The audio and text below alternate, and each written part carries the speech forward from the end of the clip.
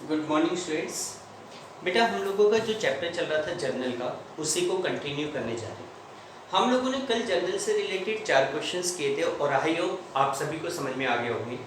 तो उसी में हम लोग नेक्स्ट क्वेश्चन करते हैं। तो देखो आपकी बुक में इलिस्ट्रेशन 5 दिया गया है। देखो बेटा, अब आई थिंक आप लोगों ने जैसे 4 क्वेश्चंस की प्रैक्टिस की होगी तो आप लोगों ने देखा होगा कि अभी तक तो हम लिख रहे थे कि कौन से अकाउंट इफेक्टेड हो रहे हैं, क्या उनका नेचर है, किस अकाउंट को डेबिट करना और किस अकाउंट को क्रेडिट। अब हम लोग इसी में थोड़ी सी स्पीड को इंक्रीज करते हैं कि किस तरीके से आपको ट्रांजेक्शन को रिकॉर्ड करना है। प्रोसेस वही है, लेकिन आपको बार बार लिखने की रिक्वायरमेंट नहीं होनी चाहिए। इसी के ऊपर आपने जैसे ट्रांजेक्शन को पढ़ा, तुरंत आपको पता करना है कि which two accounts are affected, what is their nature and which account will be debited, which account will be credited. देखिए 5th क्वेश्चन है, इसमें कहा गया give journal entry for the following transaction in the books of Pratap Rai and sons. Pratap Rai and sons ये तो firm का नाम है, उसकी बुक्स में इन ट्रांजेक्शन के लिए जर्नल एंट्री पास करनी है। Illustration 5, you have to pass the journal. आपको जर्नल एंट्री पास करनी। आपने फॉर्मेट बनाया जर्नल का, date, particulars, ledger folio, amount debit, amount credit, date, particulars, ledger folio, amount debit and amount credit. ठीक है बेटा, आपने फॉर्मेट बना लिया। अब आप देखो कि स्टार्टिंग में ट्रांजेक्शन दिया हुआ है कि started business with cash ₹1 1 lakh रुपए लगाकर इनिशियली हमने बिजनेस को स्टार्ट किया, यानी कि स्टार्टिंग में हमने अपने बिजनेस में 1 लाख रुपए की कैपिटल इन्वेस्ट की। तो आपको पता है दो चीजों के ऊपर इफेक्ट पड़ रहा है, एक इफेक्ट पड़ रहा है कैश के ऊपर, एक इफेक्ट पड़ रहा है कैपिटल पे। कैश रियल अकाउंट है, रूल कहता है डेबिट व्हाट कम्स इन, तो बिजनेस में कैश आ रहा है, क्या करोगे, डेबिट। दूसरी तरफ कैपिटल ओनर को रिप्रेजेंट करती है, he is a giver, giver को क्या करेंगे, क्रेडिट। तो हमारी फर्स्ट एंट्री बनेगी cash account debit to capital account 2017, year एक बार लिखना है 2017, 1st of April. 1st of April को आप लिखेंगे cash account debit to capital account. Cash account debit to capital account, कितना amount, 1 lakh rupees, 1 lakh. Started business with cash, यहां लिखेंगे started business with cash, cash लगाकर बिजनेस को स्टार्ट किया गया। इसके बाद 2nd ऑफ अप्रैल को नेक्स्ट ट्रांजेक्शन है अप्रैल 2। अगला ट्रांजेक्शन कह रहा है कैश परचेज 48,000। भाई हमने 48,000 रुपीस की गुड्स कैश में खरीदी। अब आप देखो कि गुड्स को आप कैश में खरीद रहे, गुड्स और कैश पे इफेक्ट पड़ेगा। कैश आपके पास से जा रहा है, क्रेडिट, गुड्स आपके पास आ रही है और खरीदने के लिए परचेज, परचेज को क्या करेंगे, डेबिट। तो 2nd ऑफ अप्रैल की आपकी एंट्री बनेगी purchase account debit to cash, purchase account debit to cash account. Purchase account debit to cash, कितने की गुड्स आपके द्वारा कैश में परचेज की गई है, 48,000 की। यहां पे लिख देंगे goods purchasing cash, goods purchased in cash, cash में गुड्स खरीदी गई। इसके बाद अगला पॉइंट कह रहा है कि sold goods to Vasudev.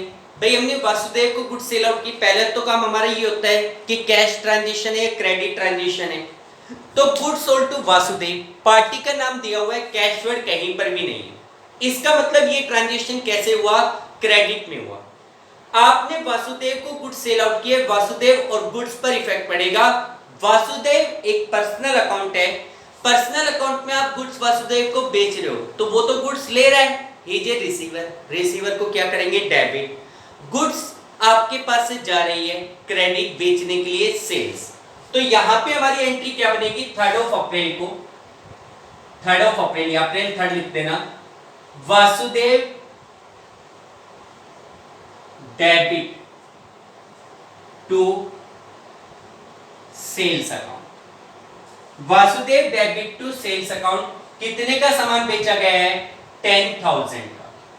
Narration में goods sold in credit, goods sold in credit, भाई हमने क्रेडिट में गुड्स सेल आउट किए। इसके बाद next transaction 6th of April को ये कह रहा है, 6th ऑफ अप्रैल को ये कह रहा है कि return defective goods by Vasudev ₹1000, Vasudev ने हमें 1000 की डिफेक्टिव गुड्स वापस कर दी। देखो ऊपर हमने वासुदेव को 10,000 रुपीस की गुड्स सेल आउट की थी, भाई हमने ऊपर टोटल 10,000 की गुड्स वासुदेव को सेल आउट की थी, लेकिन उस 10,000 में से 1,000 का मटेरियल ऐसा था जो कि डिफेक्टिव था, and due to any reason Vasudev return this goods, Vasudev ने ये गुड्स हमें वापस कर दी। तो जो मटेरियल आपने वासुदेव को सेल आउट किया था उसमें से 1000 की गुड्स हमें वासुदेव वापस कर रहा है, तो किस किस पर इफेक्ट पड़ेगा, गुड्स और वासुदेव पे। अब आप देखो कि वासुदेव तो गुड्स वापस कर रहा है, ही इज ए गिवर, क्योंकि वो गुड्स हमें दे रहा है, he is a giver, giver को क्या करेंगे क्रेडिट, गुड्स हमारे पास आ रही है ना, तो उसे क्या करेंगे डेबिट, और जब बेचा हुआ सामान हमारे पास वापस आता है तो हम उसके लिए वर्ड यूज करते हैं सेल्स रिटर्न। तो हमारी एंट्री होगी sales return account debit to Vasudev 6th of April को, या अप्रैल और लिख लिया कीजिए, sales return account debit to Vasudev, कितने का सामान वापस किया गया है 1000 का, goods return by Vasudev, goods return by Vasudev, भाई वासुदेव ने हमें गुड्स वापस किए। इसके बाद नेक्स्ट पॉइंट कह रहे हैं 8th ऑफ अप्रैल को, ये कह रहे हैं receive cash from Vasudev and discount allowed 200। भाई ऊपर हमने जैसे वासुदेव को 10,000 की गुड्स सेल आउट की थी, जिसमें से 1,000 का सामान उसने हमें वापस कर दिया। आज की डेट में हम वासुदेव के 9,000 रुपीस मांगते हैं। अब ये कह रहे हैं कि cash receive from Vasudev and discount allowed, भाई वासुदेव से 8800 रुपीस का कैश तो आपको मिल गया, और इसके अलावा आपने उस पार्टी को 200 रुपीस का क्या दे दिया, डिस्काउंट दे दिया। तो आपके बिजनेस में किस किस पर इफेक्ट पड़ा, कैश डिस्काउंट वासुदेव पे। अच्छा ये डिस्काउंट कौन सा डिस्काउंट है, ट्रेड डिस्काउंट या कैश डिस्काउंट, नो डाउट जिस समय पेमेंट आप रिसीव कर रहे हो at the time discount is allowed. भाई आप लोग वो डिस्काउंट कैश रिसीव के समय अलाउड कर रहे हो, तो ये कौन सा डिस्काउंट कहलाएगा, कैश डिस्काउंट कहलाएगा, और इसको बुक्स ऑफ अकाउंट में रिकॉर्ड करना पड़ेगा। अब आप देखो तीन चीजों पर इफेक्ट पड़ रहा है। सबसे पहली बात करें कैश की, तो कैश आपको रिसीव हो रहा है, कैश आपके पास आ रहा है, क्या करेंगे डेबिट। डिस्काउंट आपको आप अलाउड कर रहे हो, भाई आप वासुदेव को 200 का डिस्काउंट दे रहे हो, नॉमिनल अकाउंट है क्योंकि ये आपके लिए एक प्रकार का खर्चा, एक प्रकार का लॉस है, और लॉस को हम क्या करते हैं डेबिट, तो डिस्काउंट भी हो जाएगा डेबिट। और वासुदेव आपको पेमेंट कर रहे हो, भाई आप वासुदेव से पैसा ले रहे हो, इसका मतलब वो पैसा दे रहा है, he is a giver, giver को क्या करते हैं क्रेडिट। क्या एंट्री बनेगी, cash account debit discount account debit to Vasudev. Cash पर इफेक्ट पड़ेगा 8800 का, डिस्काउंट पर इफेक्ट पड़ेगा 200 का, और वासुदेव पे इफेक्ट पड़ेगा टोटल 9000। हमारी बुक्स में वासुदेव का जो अकाउंट है वो 9000 रुपीज से क्रेडिट होगा, ठीक है। तो हमारी एंट्री क्या बनेगी 8th ऑफ अप्रैल को, cash account debit discount account debit to Vasudev. Cash कितना 8800, डिस्काउंट कितना 200, और वासुदेव का हिसाब कितने से क्लियर? 9000 से। Cash received and discount allowed. भाई आपने वासुदेव से कैश रिसीव किया और उस बंदे को 200 का डिस्काउंट अलाउड किया, ठीक। इसके बाद आगे कह रहे हैं भाई Chandrakant sold goods to us. Chandrakant ने हमें 20,000 रुपए का सामान बेचा। लेकिन देखो आप तो अपने बिजनेस के पॉइंट ऑफ व्यू से बात करो। भाई वो दुकानदार आपको सामान बेच रहे हैं, लेकिन आप क्या कर रहे हो? आप खरीद रहे हो। तो एक्चुअल में ये आपको कंफ्यूज करने के लिए सेल्स वर्ड का यूज करवाना चाहता है, क्योंकि वो सामान बेच रहा है। लेकिन आप अपने पॉइंट ऑफ व्यू से, अपने बिजनेस के पॉइंट ऑफ व्यू से देखो, चंद्रकांत हमें सामान बेच रहे हैं, इसका मतलब हम चंद्रकांत से गुड्स परचेज कर रहे हैं, ठीक है। तो हमने चंद्रकांत से गुड्स परचेज करी, किस किस पर इफेक्ट पड़ा? गुड्स और चंद्रकांत पर, ठीक है। पहली बात क्रेडिट ट्रांजैक्शन है, कैश वर्ड नहीं दिया हुआ। चंद्रकांत से गुड्स खरीदी जा रही है, चंद्रकांत और गुड्स पर इफेक्ट पड़ रहा है। चंद्रकांत सामान बेच रहे हैं, इसका मतलब ही इज ए गिवर। गिवर को क्या करते हैं? क्रेडिट। गुड्स हमारे पास आ रही है और खरीदने के लिए परचेज, परचेज को करेंगे डेबिट। तो यहाँ पे 9 अप्रैल को एंट्री हो जाएगी purchase account debit to Chandrakant. क्या एंट्री बनेगी? Purchase account debit to Chandrakant, ठीक है बेटा। कितने का सामान परचेज किया गया है? 20,000 का। Goods purchase from Chandrakant, goods purchased from Chandrakant. भाई हमने चंद्रकांत से गुड्स परचेज की, ठीक है बेटा, क्लियर। इसके बाद नेक्स्ट ट्रांजिशन, थोड़ा स्पेस कम है, इधर बना रहे, ठीक है। फॉर्मेट आपको बताया कि जब नेक्स्ट पेज पे फॉर्मेट बनाओगे तो ऊपर पर्टिकुलर वगैरह बार बार लिखने की जरूरत नहीं है, सीधा date, particular, ledger folio, amount debit और अमाउंट क्रेडिट, ये इसका फॉर्मेट हो गया, ठीक। अब देखो नेक्स्ट ट्रांजिशन के लिए ये कह रहा है कि प्रीतम परचेज गुड्स फ्रॉम अस, वही घुमाने के लिए प्रीतम हमसे सामान बेच रहे हैं। भाई प्रीतम के पॉइंट ऑफ व्यू से तो वो परचेज है, लेकिन हमारे पॉइंट ऑफ व्यू से सेल है। इसका मतलब आप इस ट्रांजिशन को कुछ इस तरीके से डिफाइन करेंगे, गुड्स सोल्ड टू प्रीतम। भाई हमने प्रीतम को गुड्स सेल आउट किए। किसको गुड्स सेल आउट किया है? प्रीतम को। अब आप देखो प्रीतम को आप सामान बेच रहे हो, पहली बात तो क्रेडिट ट्रांजिशन है। किस पर इफेक्ट पड़ेगा? प्रीतम और गुड्स पर। प्रीतम को सामान बेच रहे हो, ही is A receiver, debit. Goods आपके पास से जा रही है क्रेडिट बेचने के लिए, सेल्स। क्या एंट्री बनेगी? Pritam debit to sales. तो 10 अप्रैल को हमारी एंट्री हो जाएगी Pritam debit to sales account. Pritam debit to sales account. हमने प्रीतम को कितने का सामान बेचा है? 12,000 का। यहां लिख देंगे goods sold to Pritam, goods sold to Pritam. भाई हमने प्रीतम को गुड्स सेल आउट किए, ठीक है। इसके बाद अगला पॉइंट कह रहे हैं paid insurance premium by cheque. देखो इसमें क्या होता है कि जैसे आप लोगों को पता है कि आज की डेट में नॉर्मली कोई भी बिजनेसमैन जब अपने बिजनेस को ऑपरेट करता है तो वो अपने बिजनेस में कई चीजों का इंश्योरेंस करवाता है। जैसे गाड़ियों का इंश्योरेंस करवाता है, अपनी गुड्स का इंश्योरेंस करवाता है, अपनी प्रॉपर्टी का इंश्योरेंस करवाता है, ठीक है। तो उसके लिए इंश्योरेंस कंपनी को एनुअली या मंथली प्रीमियम की पेमेंट की जाती है। तो अगर हम इंश्योरेंस की पेमेंट करते हैं, अगर हम बिजनेस के पॉइंट ऑफ व्यू से करवाते हैं तो वो नॉर्मल बिजनेस का खर्चा कहलाएगा। तो इंश्योरेंस प्रीमियम को तो क्या करोगे? डेबिट। अच्छा पेमेंट वो किसके थ्रू कर रहे हैं? चेक से। चेक मतलब बैंक से। और बैंक हमारे लिए कौन सा अकाउंट होता है? पर्सनल अकाउंट होता है। भाई हमारा जो बैंक में अकाउंट होता है वो एक बंदे को रिप्रेजेंट कर रहा है, बैंक के थ्रू पैसा जा रहा है तो बैंक कीजिए गिवर, गिवर को क्या करेंगे? क्रेडिट। तो हमारी एंट्री होगी, अगर हम इंश्योरेंस की पेमेंट कर रहे हैं, इंश्योरेंस प्रीमियम हमारे लिए खर्चा है डेबिट, बैंक से पैसा जा रहा है, बैंक इज ए गिवर, क्या करेंगे क्रेडिट। तो यहां पे 10th ऑफ अप्रैल को ही 10th ऑफ अप्रैल को क्या एंट्री बन जाएगी, insurance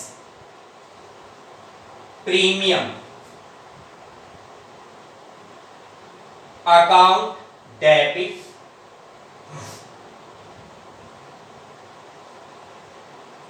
to bank account.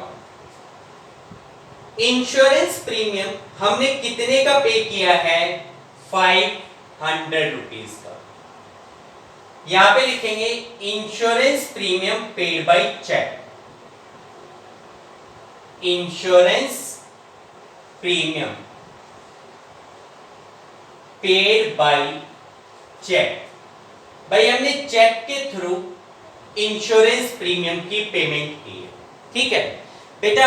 Notice करने के लिए इधर का कुछ स्पेस ले रहा हूं मैं, ठीक है, नोट डाउन करने के लिए कि कौन सा अकाउंट डेबिट कौन सा अकाउंट क्रेडिट हो रहा है। देखिए इसके बाद 10th ऑफ अप्रैल को ही 10th ऑफ अप्रैल को एक नेक्स्ट ट्रांजिशन है सॉरी 12th ऑफ अप्रैल को, 10th की दोनों एंट्री हो गई 12th ऑफ अप्रैल को। देखो 12th ऑफ अप्रैल को नेक्स्ट ट्रांजिशन में कह रहा है कि भाई paid for life insurance premium of Shri Pratap Rai by cheque. देखो इंश्योरेंस दो प्रकार का होता है, एक होता है जनरल प्रॉपर्टी का इंश्योरेंस और एक होता है लाइफ इंश्योरेंस। देखो जैसे हम लोग अपने बिजनेस में बिल्डिंग, मशीन, फर्नीचर, गाड़ियों का, गुड्स का, इनका इंश्योरेंस करवाते हैं, ये तो है प्रॉपर्टी का इंश्योरेंस। और ये इंश्योरेंस बिजनेस के लिए बेनिफिशियल होता है क्योंकि इसका जो पैसा होता है वो बिजनेस को मिलता है। लेकिन अगर हम लाइफ इंश्योरेंस की बात करें, लाइफ इंश्योरेंस यानी कि किसी बंदे की लाइफ का करवाया गया इंश्योरेंस, और जनरली ये ओनर की लाइफ का होता है। अगर ओनर की लाइफ का इंश्योरेंस करवाया जाए तो उसके मरने के बाद उसका जो पैसा होता है वो बिजनेस नहीं लेता, वो पैसा कौन लेता है, उसकी फैमिली लेती है। इसलिए अगर आपने ओनर की लाइफ के ऊपर इंश्योरेंस का प्रीमियम पे किया है, ओनर लाइफ के इंश्योरेंस प्रीमियम की अगर आपने पेमेंट की है तो it will be consider the personal expense of owner, इसको आप ओनर का पर्सनल एक्सपेंस मानोगे। और ध्यान रखना ओनर के पॉइंट ऑफ व्यू से किए गए किसी भी एक्सपेंस की पेमेंट ड्राइंग्स कहलाएगी। भाई अगर आप ओनर के पॉइंट ऑफ व्यू से कोई भी खर्चा करते हो, जैसे भाई ओनर है, उसके घर के बिजली का बिल आ गया, आपने बिजनेस में से 5000 का चेक काटा और बिजली डिपार्टमेंट को पे कर दिया, तो इसको आप इलेक्ट्रिसिटी एक्सपेंस नहीं दिखाएंगे, आप इस खर्चे को किसके नाम से दिखाएंगे, ड्राइंग्स के नाम से दिखाएंगे। क्योंकि मैं आपको पहले भी बता चुका हूं कि बिजनेस और ओनर बोथ आर सेपरेट, इसलिए ओनर के पॉइंट ऑफ व्यू से किए गए किसी भी एक्सपेंस की पेमेंट को आप ओनर का पर्सनल एक्सपेंस मानेंगे, उसे ड्राइंग्स मानेंगे। तो देखो यहां पे कह रहे हैं कि आपने लाइफ इंश्योरेंस प्रीमियम की पेमेंट की है। लाइफ इंश्योरेंस किसका होता है, ओनर का। तो ओनर के पॉइंट ऑफ व्यू से इंश्योरेंस की जो पेमेंट की गई है उसको क्या माना जाएगा, ड्राइंग। तो एक इफेक्ट तो पड़ गया ड्राइंग के ऊपर, ओनर का खर्चा है, ड्राइंग को क्या करेंगे, डेबिट। अच्छा पेमेंट किसके थ्रू हो रही है, चेक से, यानी कि बैंक से। बैंक में से पैसा जा रहा है, बैंक इज ए गिवर, तो उसको क्या करेंगे, क्रेडिट। तो यहां पे 12th ऑफ अप्रैल को आपकी एंट्री बनेगी drawing account debit to bank account. Drawing account debit to bank account, कितने पैसे आपने ड्राइंग के पे किए हैं, 2000 रुपीज। कितने पैसे दिए गए, 2000।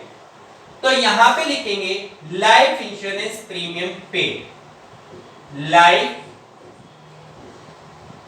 Insurance premium paid.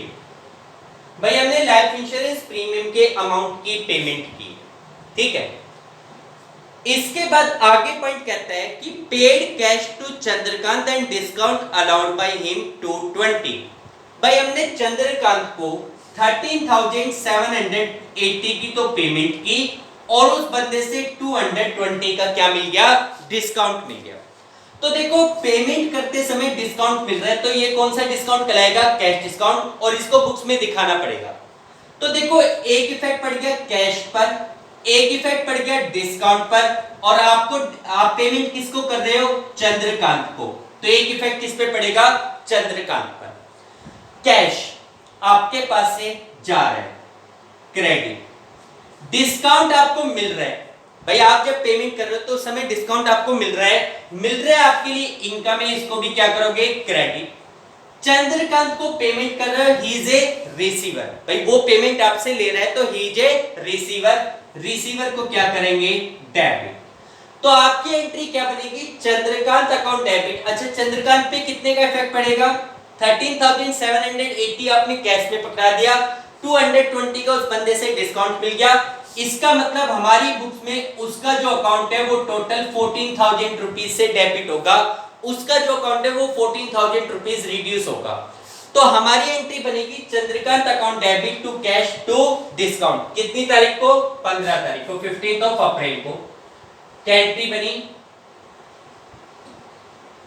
चंद्रकांत बंदे के नाम के साथ, पर्सन के नाम के साथ अकाउंट वर्ड नहीं आता, डेबिट टू कैश अकाउंट और टू डिस्काउंट अकाउंट।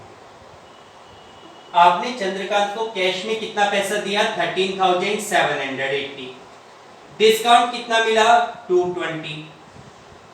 और चंद्रकांत का टोटल हिसाब कितने से क्लियर? 14,000 से। Cash paid to Chandrakant and discount receive. भाई आपने चंद्रकांत को कैश में तो पेमेंट की और उस बंदे से डिस्काउंट रिसीव किया गया। इसके बाद आगे पॉइंट कहता है कि भाई boat goods from Pawan, list price of ₹15,000 less 20% trade discount. देखो ये कह रहा है कि आपने पवन से 15,000 रुपीज का सामान खरीदा है, लेकिन 20% के ट्रेड डिस्काउंट पे। तो मैंने आपको बताया कि भाई ट्रेड डिस्काउंट के केस में पहले देखो कितने का ट्रेड डिस्काउंट बनेगा? 15,000 पे 20%, यानी कि 3,000 रुपए का ट्रेड डिस्काउंट है। आपको मैंने बताया हुआ है कि ट्रेड डिस्काउंट के केस में it will be only subtracted out of the price. आपने 15,000 में से 3,000 माइनस कर दिया, इसका मतलब आप कितने की गुड्स परचेज कर रहे हो? 12 की। अब आप 15 को भी भूल जाओ, 3 की भी भूल जाओ, सीधा सा कह रहे हैं कि गुड्स पर बोट गुड्स फ्रॉम पवन। भाई आपने पवन से 12,000 रुपीज की गुड्स खरीदी है। अच्छा कैश वर्ड दे नहीं रखा, इसका मतलब उधार में खरीदी। ट्रेड डिस्काउंट को कहीं डेबिट या क्रेडिट तो करना नहीं। आपने पवन से 12,000 रुपीज की गुड्स उधार में खरीदी, किस किस पर इफेक्ट पड़ेगा? पवन और गुड्स पर। पवन गुड्स बेच रहे हैं, ही is a giver, credit. Goods आपके पास आ रही है डेबिट खरीदने के लिए, परचेज। तो आपकी एंट्री क्या बनेगी? 18 अप्रैल को purchase account debit to Pawan. Purchase account debit to Pawan. कितने का सामान पवन से परचेज किया गया है? 12,000 का। Goods purchase at 20% trade discount. Goods purchase at 20% trade discount. भाई हमने 20% के ट्रेड डिस्काउंट के ऊपर गुड्स को परचेज किया, ठीक है। इसके बाद नेक्स्ट ट्रांजेक्शन,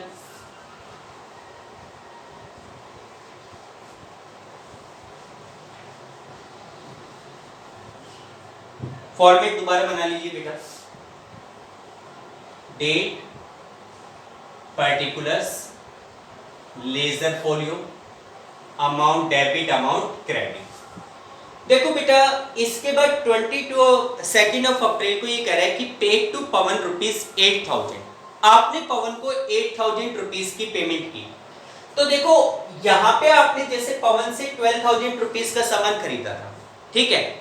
अब फिलहाल आप कह रहे हो कि पवन को 8000 की पेमेंट की। अब एक बात आती है कि भाई पवन हमारे 12000 मांगता था, आपने उसको पेमेंट की है 8000 की, तो बाकी 4000, क्या बाकी का 4000 डिस्काउंट कंसीडर किया जाएगा?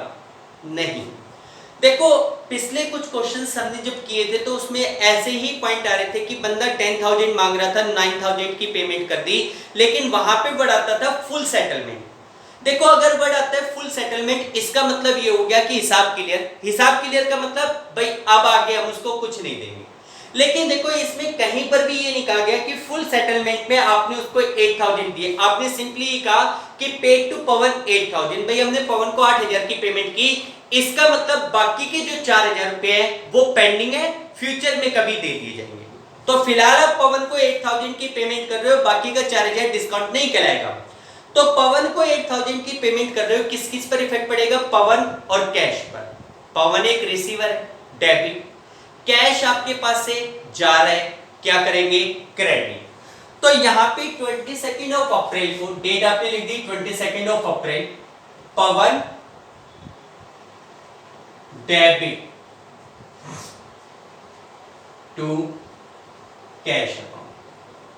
पवन डेबिट टू कैश अकाउंट, कितने की पेमेंट की गई है पवन को? 8000 की। Cash paid to Pawan, cash paid to Pawan. इसके बाद नेक्स्ट 26 ऑफ अप्रैल को अगला ट्रांजेक्शन कह रहा है कि भाई रिसीव कैश फ्रॉम प्रीतम ₹6000। आपने प्रीतम से 6000 रुपए का कैश रिसीव किया। प्रीतम से 6000 रुपीज का कैश रिसीव किया गया। तो देखो ऊपर हो सकता है प्रीतम से आपका कोई लेन देन चल रहा हो। भाई प्रीतम को आपने 12000 की गुड सेल आउट की थी। ऊपर आप देखो कि 10 ऑफ अप्रैल को आपने प्रीतम को 12000 की गुड सेल आउट की थी, लेकिन आज की डेट में आप प्रीतम से 6000 रुपए रिसीव कर रहे हो, लेकिन कहीं पर भी फुल सेटलमेंट वर्ड नहीं है, तो बाकी के अमाउंट को डिस्काउंट नहीं मानोगे। सिंपली प्रीतम ने आपको 6000 की पेमेंट की, कैश और प्रीतम पे इफेक्ट पड़ गया, कैश आ रहा है, डेबिट। प्रीतम आपको पेमेंट कर रहा है, he is a giver. Giver को क्या करेंगे? क्रेडिट। तो 26 ऑफ अप्रैल को आपकी एंट्री क्या बनेगी? Cash account debit to Pritam. Cash account debit to Pritam. कितने की गुड्स आपने प्रीतम से कैश में परचेज की है? 6000 की goods purchased from Pritam in cash. Goods purchase from Pritam in cash. भाई प्रीतम से आपने कैश में सॉरी गुड्स परचेज नहीं है, ओनली गिवन है cash receive from Pritam, goods नहीं है, सॉरी बेटा, कैश रिसीव फ्रॉम प्रीतम। भाई आपने प्रीतम से कैश रिसीव किया, ठीक। इसके बाद नेक्स्ट 30 ऑफ अप्रैल को अगला ट्रांजेक्शन कहता है paid wages, advertisement expense and salary. तीन अलग अलग प्रकार के खर्चे हैं। देखो तीनों केसेस में आपने जैसे ये कह रहे हैं कि 30 अप्रैल को 30 ऑफ अप्रैल को वेजेस की पेमेंट की गई 2000, एडवर्टाइजमेंट एक्सपेंस पे किया गया 2500 और सैलरी पे की गई है 9000। आप ये देखो कि ये तीन डिफरेंट ट्रांजेक्शन है, लेकिन all of this three transactions are related to expense. तीनों के तीनों खर्चे। भाई जैसे आप वेजेस की पेमेंट करते हो तो वेजेस आपके लिए खर्चा है, डेबिट, कैश जा रहा है, credit, wages to cash. Advertisement expense की पेमेंट करते हो, advertisement expense account debit to cash. और इसी प्रकार आपने सैलरी की पेमेंट की तो उसके लिए भी एंट्री क्या बनेगी? Salary account debit to cash. अब ये तीनों ट्रांजेक्शन एक ही डेट से बिलोंग करता है, 30 ऑफ अप्रैल को। तीनों का नेचर भी एक जैसा है, तीनों के तीनों एक्सपेंस से रिलेटेड है। तो मैंने आपको कंपाउंड एंट्री के बारे में बताया था कि जब एक ही डेट को एक से ज्यादा ट्रांजेक्शन हो और उनका सिमिलर नेचर हो तो instead of passing different entries a single entry can be passed. तो आप यहाँ पे तीन अलग अलग एंट्री ना पास करके एक ही एंट्री से काम चलाएंगे।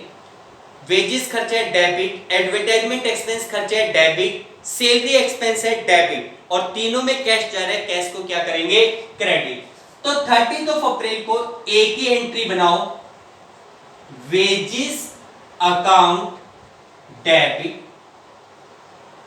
एडवर्टाइजमेंट